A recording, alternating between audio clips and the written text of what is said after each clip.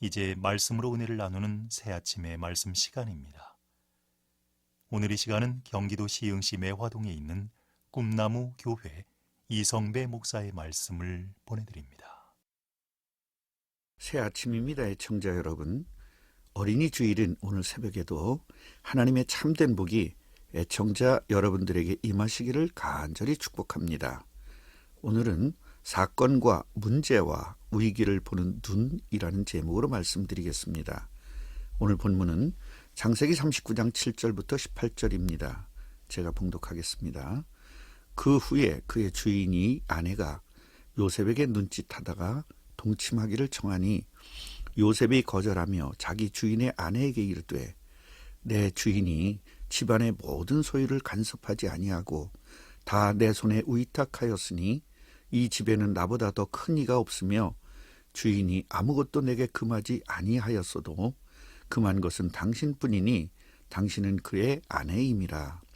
그런즉 내가 어찌 이 큰 악을 행하여 하나님께 죄를 지리이까.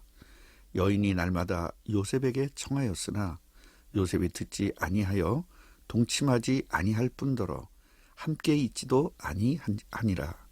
그러할 때에 요셉이 그의 일을 하러 그 집에 들어갔더니 그 집 사람들은 하나도 거기에 없었더라. 그 여인이 그의 옷을 잡고 이르되 나와 동침하자.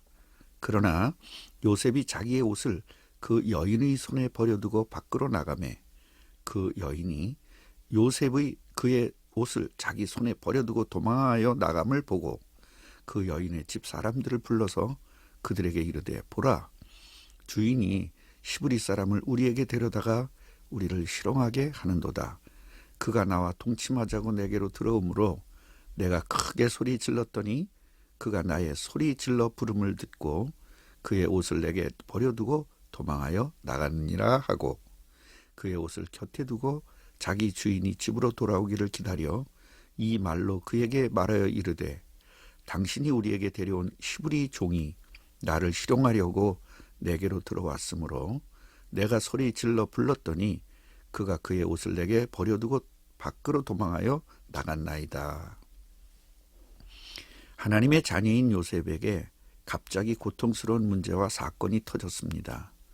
왜 이런 일이 일어나는지에 대하여 정확하게 보는 눈이 없으면 실망하고 실패할 수밖에 없습니다.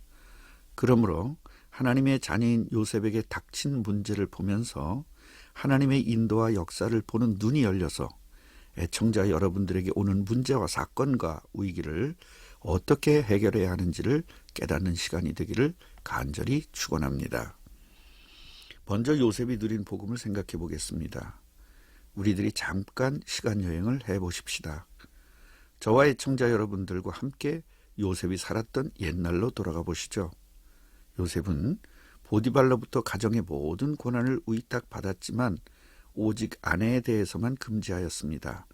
다시 말하면 아내만 빼고 모든 것에 대한 권한을 위임받은 것입니다. 세상 사람들의 관점에서 보면 아내만 빼앗으면 보디발의 모든 것이 자기 것이 되는 것입니다. 이런 상황에서 보디발의 아내가 유혹을 합니다. 얼마나 잘된 일입니까? 그러나 복음을 가지고 있는 요셉은 세상 사람들과 생각이 달랐습니다. 9절을 보면 이 집에는 나보다 더 큰 이가 없습니다. 아무것도 금지한 것이 없지만 오직 당신만 금지했습니다. 당신은 내 주인의 아내잖아요. 내가 어떻게 큰 악을 저질러서 하나님께 죄를 짓겠습니까? 라며 보디발의 아내의 유혹을 거절했습니다. 그리스도를 깨달은 요셉은 하나님께서 함께 하심을 깨닫고 누렸습니다. 함께 하시는 하나님이 믿어지니 보이지 않는 하나님이 아니라 실제적으로 나와 함께 하심이 사실화된 것입니다. 그러니 절대 죄를 지을 수가 없었습니다. 복음을 누리는 사람은 임마누엘을 사실화하는 것입니다. 요셉은 이 사실을 확실하게 누렸습니다. 죄는 나의 힘으로 억지로 참는 것이 아니라 실제적이고 사실적으로 하나님의 임재를 믿고 누릴 때 이길 수 있는 것입니다. 사탄은 우리가 죄를 짓도록 계속 유혹하지만 성령의 능력으로 승리할 수 있는 것입니다. 이것이 진정한 복음이요, 복음의 능력인 것입니다. 두 번째로 비전대로 인도하시는 하나님입니다. 보디발의 아내는 자신의 유혹이 실패로 돌아가자 요셉을 억울하게 감옥으로 보내는 일을 저지르고 맙니다. 요셉은 같이 자자고 유혹을 하던 그녀에게 자신의 옷을 내버려 두고 밖으로 나갑니다. 이 당시에 겉옷은 걸치는 옷이었기 때문에 그냥 붙잡으면 벗겨지는 옷입니다. 그 여자는 사람들을 불러서 그 종이 나에게 동침하고자 유혹해서 내가 싫다고 소리를 질렀더니 이 옷을 버리고 도망을 갔다고 거짓말을 했습니다. 이 사실을 들은 보디발은 요셉을 감옥에 가두었습니다. 얼마나 억울합니까? 그러나 요셉은 변명을 하지 않았습니다. 하나님께서는 언약, 즉 복음적 비전을 가진 사람은 그 비전대로 인도하신다는 것을 깨달았기 때문입니다. 참된 언약적 비전을 가진 여러분들에게 생각지도 않았던 억울함을 당했다면 그 억울함은 여러분들의 비전을 성취하는 길인 것입니다. 그러므로 변명을 하지 않아도 되는 정도가 아닌 감사하는 참된 제자들이 되시기를 간절히 바랍니다. 마지막으로 억울한 상황에서도 형통의 복을 누리도록 역사하시는 하나님을 살펴보겠습니다. 요셉처럼 우리 복음의 사람들도 세상을 살면서 얼마나 억울한 일을 많이 당합니까? 회사에서도 억울한 일들이 많고 사업 중에도 억울한 일들이 많습니다. 특히 목회 세계에서도 억울한 일들은 상상할 수 없을 만치 많이 있습니다.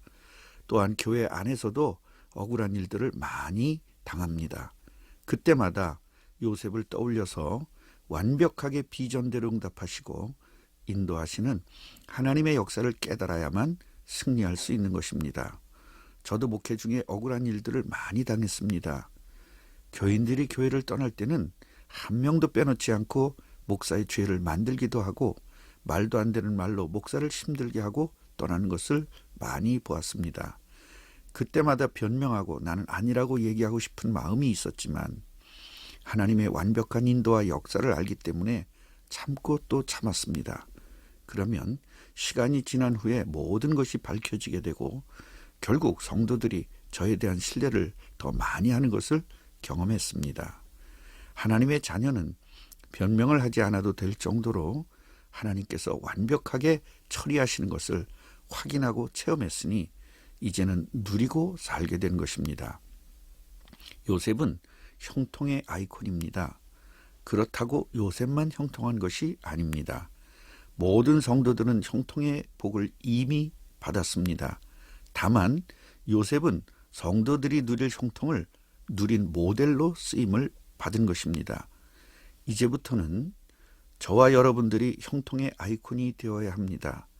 그러므로 나도 요셉처럼 형통했으면 좋겠다가 아니라 요셉이 누린 형통을 누리라고 나를 부르셨구나라고 생각하시면서 이 시대의 형통의 모델이 되시기를 간절히 기원합니다. 결론입니다. 오늘은 어린이 주일입니다. 우리들의 자녀들에게 요셉같이 사건 보는 눈이 전달되어 어떤 상황에서도 하나님의 인도와 역사를 체험하게 하고 예수님의 재림을 준비하는 자녀로 형통의 복을 누리는 자녀로 자라도록 전달하시기를 간절히 축복합니다. 아멘. 새 아침의 말씀, 지금까지 경기도 시흥시 매화동에 있는 꿈나무 교회 이성배 목사의 말씀을 보내드렸습니다.